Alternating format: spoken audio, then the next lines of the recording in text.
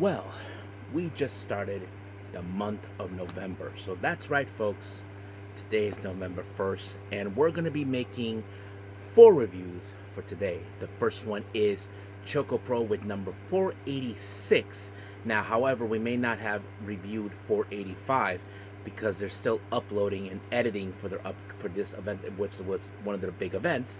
But this one is a very special number 486 because they're doing a Halloween special at Ichigai Square. Well, everybody's dressed up, and I will reveal who's been dressing up.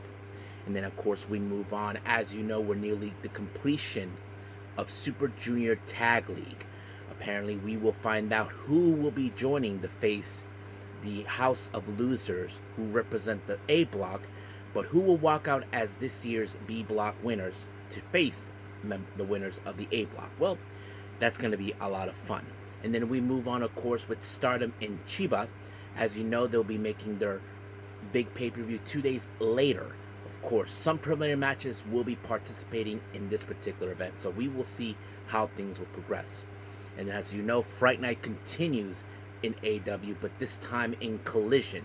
We have, of course, the CML Women's World Championship on the line. Mercedes Moné, the belt collector, or as we know her as the Ultimo Moné, defends her belt against Olympia, who is determined to bring back the CML Women's World title back to CML permanently. But we'll see how that will progress. And then we'll see a bit of a preview match between, of course, Megan Bayne and Marina Shafir teaming up, taking on, of course, an unexpected visitors. And then after that, of course, we will wrap up our episode, as usual, with some news updates to give you guys updates on what's been happening in the world of wrestling, such as what events the promotions are throwing out, who's booked, what matches are set, including developments that are happening in the world of wrestling as we speak. So, let's get ready for another episode of the Deleted Wrestle Zone.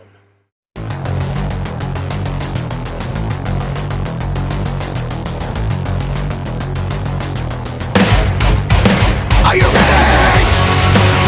Get up, get up! Get up, get up! Get up, get up! Get up, get up! Get up, get up! Get up, get up! Hey everyone, welcome to the Deleted Wrestle Zone, all things that is pro wrestling with AEW, NXT, New Japan Pro Wrestling, TNA, the National Wrestling Alliance, various promotions, wrestlers, matches, and championships. I am your host, J-Rod here. So, if you are new to the channel, welcome. This is a channel we do a lot of pro wrestling reviews from various promotions, not only here in the United States, but also in Japan, Mexico, Canada, Europe, the UK, anywhere in the pro wrestling. It's not as big, but it continues to grow. We also, of course, do discussion videos, talk about various topics such as the wrestlers themselves, the promotions, factions, storylines, whatever we want to talk about. We also, of course, do more news updates. If certain information was unable to be on this episode, we can either put it on the next one or on a separate video by itself. We also, of course, do real-time news updates to keep you guys on alert if something that's happened in the world of wrestling that needs to be addressed ASAP. We also, of course, got the Unagi Sayaka Watch and various other cool wrestling content as well. So if you like what you see, please subscribe to us and click on that subscribe button. You'll be getting a lot of daily reviews and other cool wrestling content as well. But if you like this episode, please give us a like on the like button or a nice comment in the description down below. Now, enough with the jibber jabbers. Let's get down to business. So let's begin with ChocoPro number 486 Halloween Special.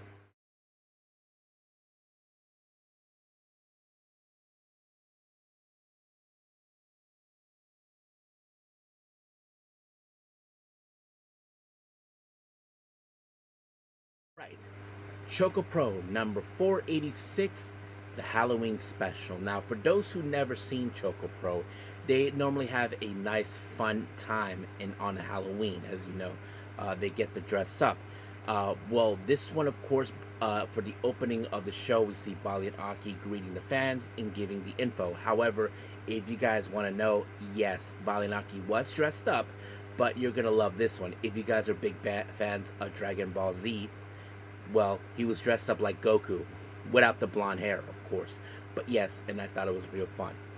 Now, our first match, of course, it features Emi Sakura just being herself, taking on Irikane, who is dressed up as the witch from The Wizard of Oz. Yes, the same one.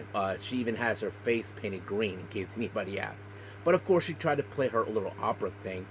But the way she defeated her, well, let's just say that she did a diving body press, and just like that, 1, 2, 3, it was over. Now, we jump in, of course, with what they call the Halloween Battle Royale, and everybody's dressed up for the occasion. Now, here's who participated and what they were dressed up. Chico Shikawa was dressed up in a crab. I thought it was Mr. Krabs from SpongeBob or so. Mei Shiruga was dressed up as a pirate, and I thought it was really great. Sayaka dressed up like an angel. Tokiko Kihara dressed up as Sailor Moon. Sayaka Obihiro dressed up as a bee. Hiro Yawada dressed up as a soccer player.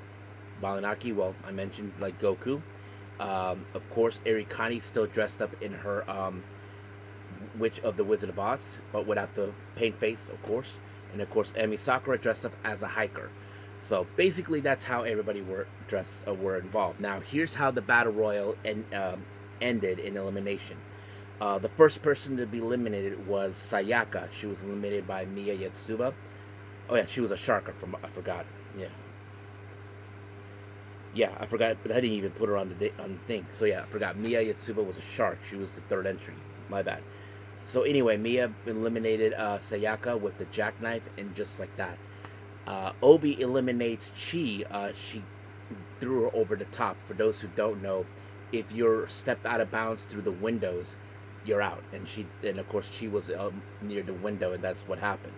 And then Balin Aki eliminates Obi by throwing her over the top, of course, through the windows, and just like that, it was over. Then Tokiko eliminates Hiroyi with the pinfall, but however, Tokiko get eliminated by both Balin Aki and Mei Shiruga as the Best Bros. And then, of course, it's every man's for themselves. Balin Aki later on eliminates Mei Shiruga by throwing her through the window, but in the end, it was Miya who, in fact, won the Battle Royal by tossing Balinaki through the window. So basically, just like that, it was over. Now, for our Jonkin tournament, well, it was a very interesting one, because here's the thing. Miya was able to win, of course, the Battle Royal. Well, she won again with the Jonkin tournament, and the runner-up was none other than Emi Sakura. So I thought it was a real fun event. I mean, everybody gets to dress up. You know, if you probably asked me who had the better dressed up looking, I have to say Balinaki as Goku, Tokiko as Sailor Moon, and of course Mei Shiruga as the pirate. So I have to say those were the three best costumes out of all of them that I've seen. So you should check it out on our YouTube channel if you haven't seen it yet. So I think that's pretty much it what we have with ChocoPro. Let's move on with New Japan Pro Wrestling.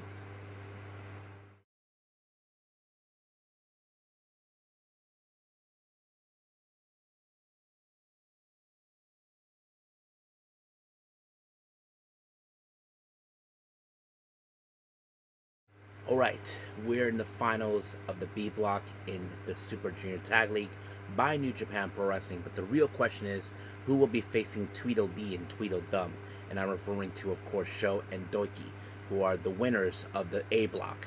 Well, let's get started with that, starting, of course, with the other house of losers, Kanemaru and Dick Togo. Now, this particular match was a freaking nightmare, of course, with, as you all know, these losers like to cheat, use dirty tactics to win because they think they're tough. Well, apparently it worked halfway, because Kanemaru was successful in doing the whiskey mist on Yamato, and then of course and Dick low blowed Yamato, but however things didn't go according to plan. But however, Dick Togo had a taste of his own medicine when Yamato spit red mist in his face. And then, without the referee noticing, he low blowed him. And then, of course, just like that, it was a sleeper hold by by Yamato onto Dick Togo, and just like that, it's over. However, the both sides of the tournament, the losers and Yamato and Tiger Mask, of course, they ended their tournament with just 2 points. So I'm sure Dick Togo and Kanemaru will be crying like little girls, saying they cheated. Well, they cheat too, but it's a taste of their own medicine for what they do. So that's my opinion right there. Now, this next match, I have to say, it was unbelievable. We have Yuki Yoshioka and Kushida. I have to say, even though they were a makeshift team that took only a small time of them teaming, I have to say it was the best one.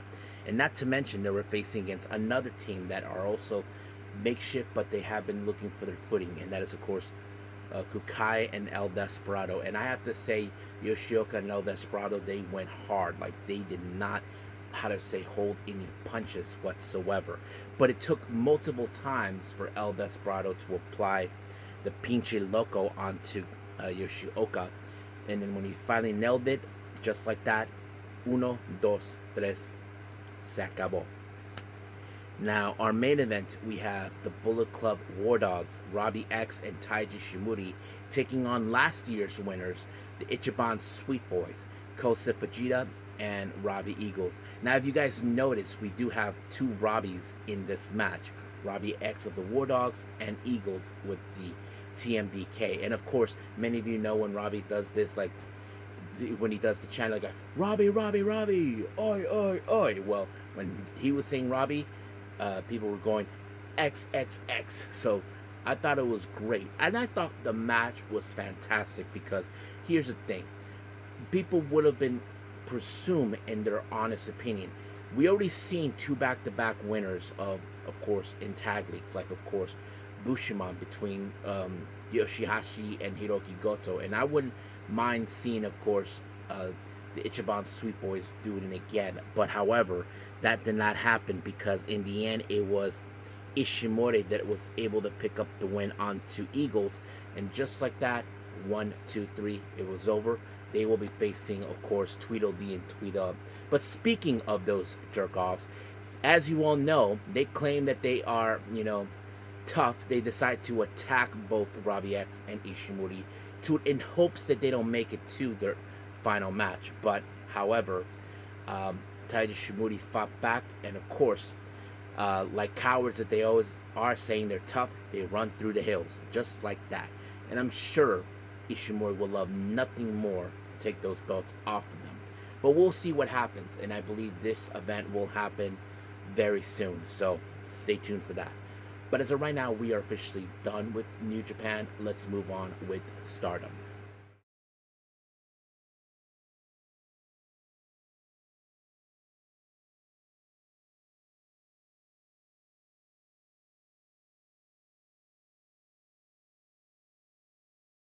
All right, Stardom in Chiba. Now, they're only 2 days away from their next big pay-per-view, of course, and I'll explain which ones are preliminary matches involving that. Now, we opened up with tag team action. We got the rookies, Kikyo Furusawa and MMA Shima teaming up. They take on the members of Neo Genesis, our current high-speed champion Meisira, and our current Wonder of Stardom champion, aka the White Belt champion, Starlight Kid. Now, when it comes to these type of matches, many of you know that they can do a good performance, the rookies, when I'm talking about them. But when it comes to them losing, we know that one of them is supposed to take the fall. And of course, unfortunately, it was MMI Shima who ended up being the one taking the fall when Starlight Kid applied, of course, the Black Tiger leg killer, and just like that, she tapped out. It was over. However, during the post-match, while Starlight Kid and Meisera were making their way to the return to the backstage, well, apparently Konami, with that smug face of hers, attacked Starlight Kid with the chair and instantly used the chair on her arm to try to dismantle her 2 days before their title match in hopes that she thinks she could win. Remember, last time Konami lost, and now she's definitely trying to do whatever it takes to bring that championship back into Hate's hands, and that's something that Starlight Kid cannot afford. They already lost the Artist belts to them. But we'll see how things will roll up in 2 days' time. Now, our next match, we have the members of EXV. Rian, Waka Tsukiyama, and our current future champion, Hanako. They take on the Cosmic Angels, Sayaka Kurara, who, as you all know, recently won the New Blood Tag Team belts with Sakura. Well, she'll be teaming up with Yuna Mizumori and of course, Sayuri Anu. Now, however, of course, you probably can guess that Hanako and Waka probably are not satisfied with the fact that their championships are in the hands of other people. But, however, of course, I have to say the best moment of this match is Yuna Mizumori, who in fact who stood toe to toe with Hanako in a house fight. Now, despite the fact that Hanako is big, Yuna Mizumori showed a lot of powerhouse, but unfortunately, it was not enough to take down Hanako. Hanako applied the JP coaster, and just like that, 1, 2, 3, it was over. However, during the post match, Rian did the most dumbest thing ever. She took Sayaka Kurara's championship and ran away with it while Kurara was chasing her. But don't worry, guys, in the post match comments, Kurara got it back, and I'm sure she does not appreciate the fact that someone decided to grab their hands and just walk away with it. But soon enough, I'm sure Rian will challenge for those belts, but she needs to find someone who's in the same page as her, and we'll just have to wait and see what happens. Now, our next match, we have the members of God's Eye, more specifically Kiyoka Kotatsu and Rana Yagami, taking on the other members of Neo Genesis, more specifically Miyu Amasaki and Azumi, of course. Interesting, these are those two because, as you know, Azumi and Amasaki were former members of Queen's Quest, but seeing them together, it makes it more special. But of course, you probably ask yourself how this is going to play out. I mean, we've seen the strengths. Both Yagami and Kotatsu have backgrounds in martial arts, but when it comes to wrestlers like Azumi, who have more experience at a young age, starting from there, was able to pick up the win when she applied, of course, the double foot stomp on Yagami, and just like that, Kotatsu, and just like that, 1, 2, 3, it was over. Now, our next match, we have the members of Stars, consistent of Momokogo and Saida. They take on the other members of the Cosmic Angels, more specifically Aya Sakura, who is one half of the New Blood Tag Team Champions. She teams up with Natsupoi, and of course, I have to say I feel bad for Aya Sakura. If you guys don't know, when it comes to Saida, Aya Sakura one time had red marks on her chest thanks to Ida, and now she has that in her back, and that kind of sets it up. But she had the face against someone, of course, who is stronger, even though we know that Sakura has a background in karate. But unfortunately, that did not do any good for her because she ended up in the brain buster by Ida, and just like that, 1, 2, 3, it was over. Now, our next match, which is our semi-main event, we have the full force of Mi Vida Loca, consistent of Akira Kurigani, Izuki Aoki, Rina Yamashita, Bozilla, and of course, Zuzu Suzuki. They take on, of course, God's Eye, consistent of Tomoka Inaba, Lady C, Hina, Saki Kashima, and Ami Sori. Now, for those who know this, this is a preliminary match, for if you guys are not mistaken. As you probably don't remember, in 2 days' time, Saki Kashima will have to go toe-to-toe against Bozilla, the one person that Kashima does not want to wrestle, but she may not have a choice. But much of the time, Kashima was avoiding her because she knows that she could destroy her completely. I mean, look, we know she can try to be tough when she has to be, but when it comes to someone like Bozilla to try to put her down, she will not go in the same ring with you. She'll try to run away and let someone else do the job for her. But luckily for her, she may not have picked up the win on Bozilla, or Bozilla didn't pick up the win on her. It was Hina who picked up the win with the modified jackhammer on Kurigani, and just like that, 1, 2, 3, it was over.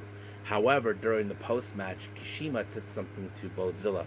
Let me see if I can pull it up real quick. I know I saved that comment that she mentioned earlier during that time.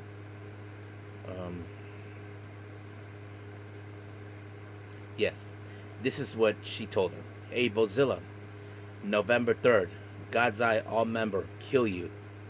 And Bozilla responds, ah, Saki, Saki, Saki. November 3rd is going to be your last day on this earth. So be prepared for it. Everybody's going to watch you die. So yeah, so basically Kashima realizes she's going to enter the lion's den on this, so she cannot escape it. Now, our next match, which is our main event, is a showdown between Hate members. As you all know, Momo Watanabe is the winner of this year's 5-star Grand Prix. Well, she challenges for the red belt, and she faces against someone who she familiarized with and former members of Queen's Quest. We're talking about Saya Kamitani. Now, many of you may know this. This belt has always eluded her, the red belt, and now she has an opportunity to obtain it. But however, we see the Hate members face off each other. We have, of course, siding with Momo, we have Fukigen Death, Rina, and Raka teaming up with Kamitani. We have Azusa Inaba, Konami, and Natsuko Tora. Now, when it comes to Hate, we all know what they are thinking because they've done these tactics a bunch of times. They were going to, of course, take each other outside, use weapons, whatever. And of course, as you know, we've been seeing the face-to-face between both Kamitani and Momo. Well, unfortunately, this match ended in 20 minutes. And of course, we'll see how that happens. But however, Momo said that she felt that she was being left behind, allowing someone like Kamitani to skip over her, to hopefully one day get the red belt, which is something I'm sure many fans have been longing for a long time. But we'll see what happens. But as of right now, we are done with Stardom. Let's move on with our last and final review, AEW Fright Night Collision.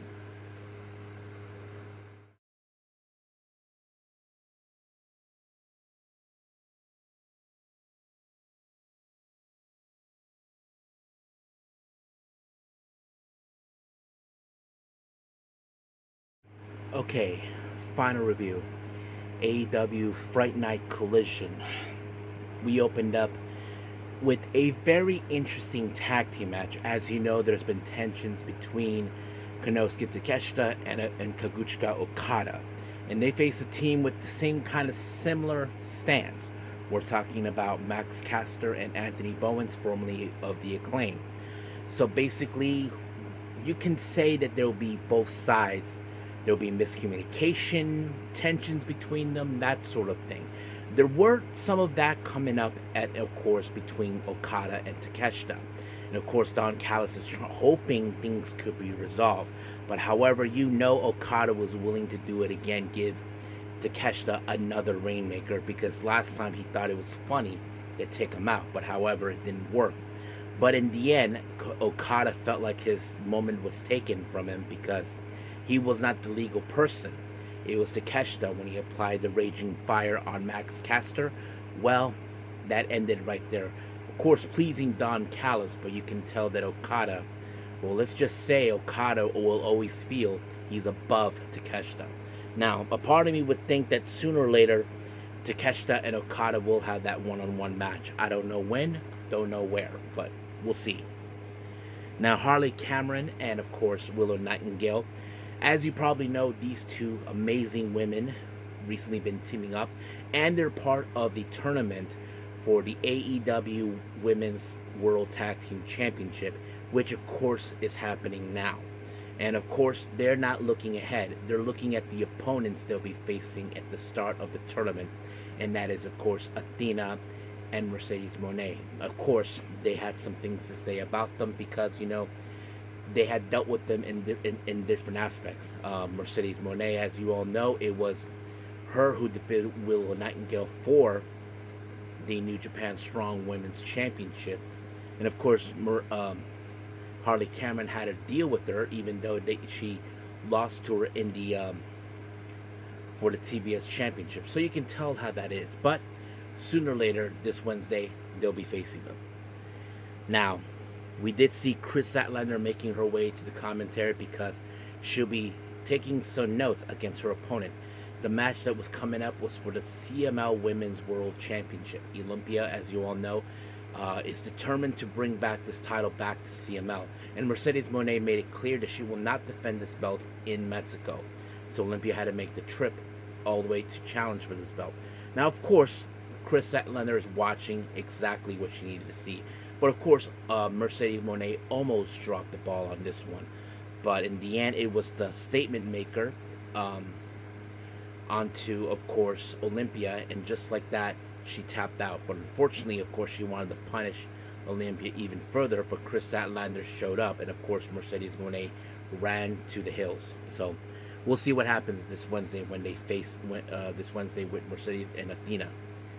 Now, we did see an interview with Renee Paquette talking to the Young Bucks. As you know, the Young Bucks have not been in a good place when they're in matches involving money.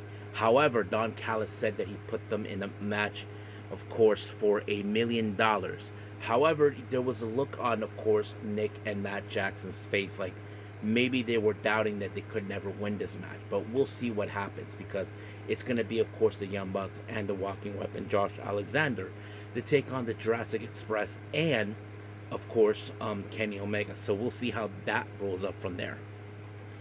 Now, our next match is a bit of a preview for the upcoming AEW Women's World Tag Team Title Tournament.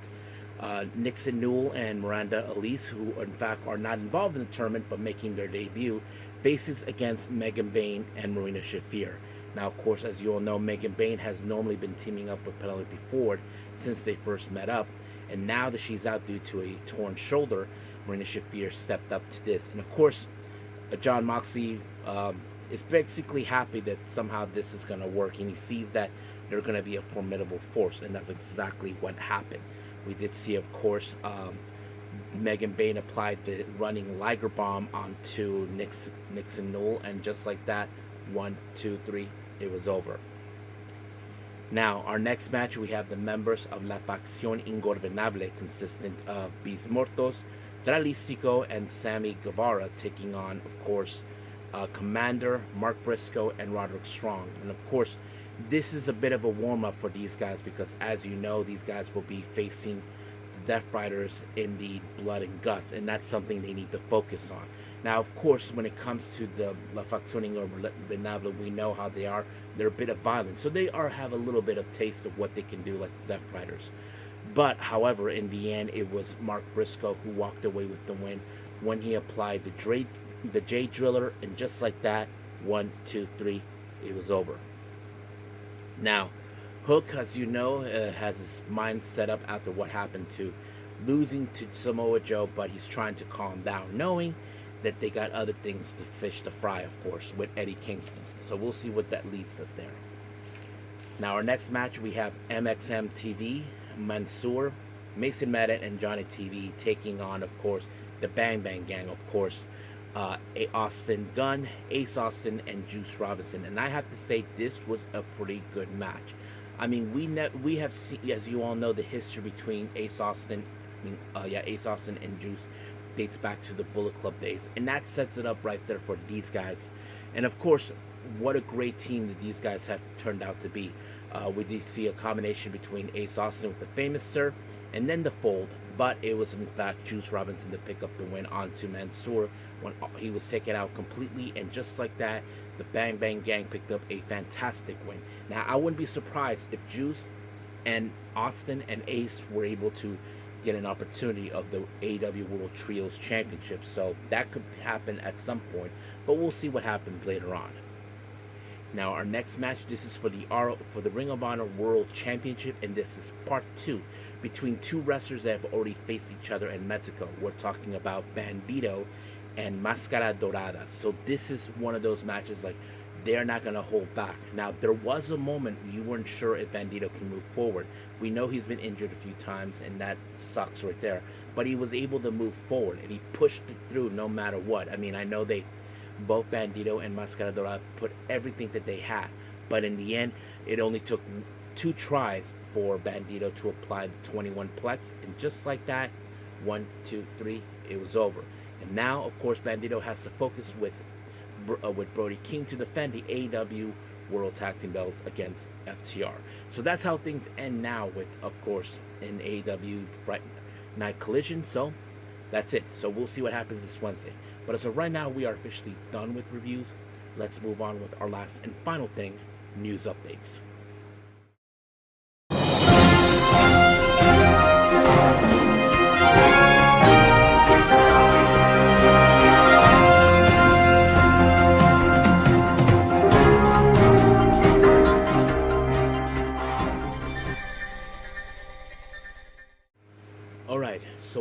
to our news updates. So let's begin with upcoming events. As you know, Prestige will be having their hiatus very soon enough. They're finishing up their last three shows. As you know, on November 2nd, which is of course tomorrow, they will have the Big Kiss Goodbye. Now, unfortunately, one of their matches they had to change it.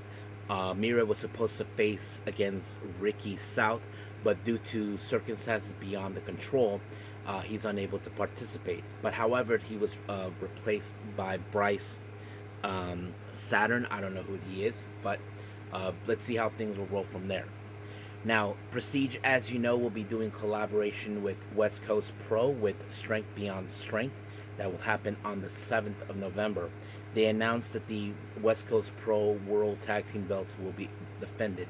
The Crush Boys, Titus Alexander and Starboy Charlie, will defend their belts against a group of guys named the Young Dead. However, before this event, and I believe it's happening now as we speak, Titus Alexander and Starboard Charlie are defending them against another team. If they don't succeed, they will not be tag team champions. So basically, this match could happen in a non-title match if they don't win. So we'll see how that. Hopefully, I get to review that soon enough. Now, House of Glory, as you may heard, they will be making their return to Chicago on the 21st of November. And they announced Tyler Breeze will take on, of course, the father of House of Glory and founder, the Amazing Red. So, yep. So he'll be. So that's going to happen. However, speaking of House of Glory, they just announced another event that will take place at the start of 2026, more specifically January 6th, of course, in New York, in LA, at the Globe Theater, and they're calling this show. And of course, they announced Zilla Fatu will be participating. So he's the only one mentioned. I'm sure more names will be announced. And then finally, as you know, German promotion, West Side Extreme Wrestling, or better known as WXW, they are announcing ahead of time wrestlers who will be participating in their 3-day event, 16 Karat Gold. Another name has been added for 2026, and that is, of course, Titus Alexander. Now, this event will happen in March, and it will go for 3 days. So stay tuned for that.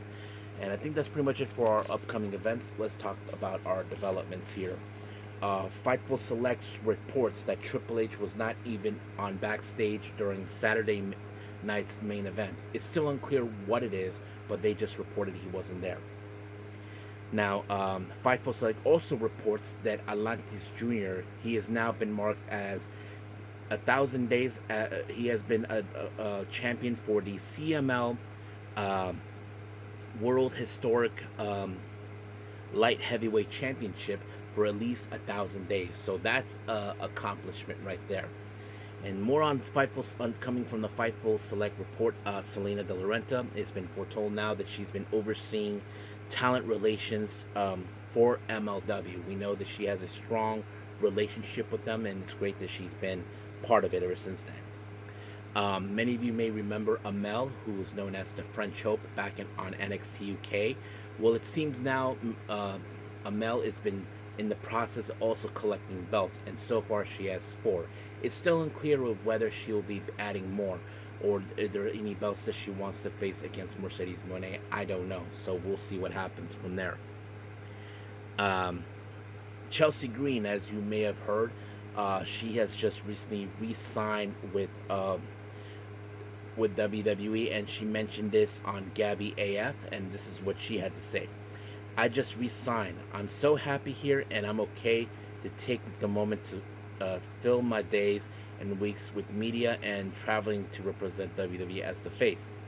It's not always about winning, it's always about being on pay-per-view, and I know what I bring to this company, and I know that they can trust me with anything. I know that I'm valued to this company.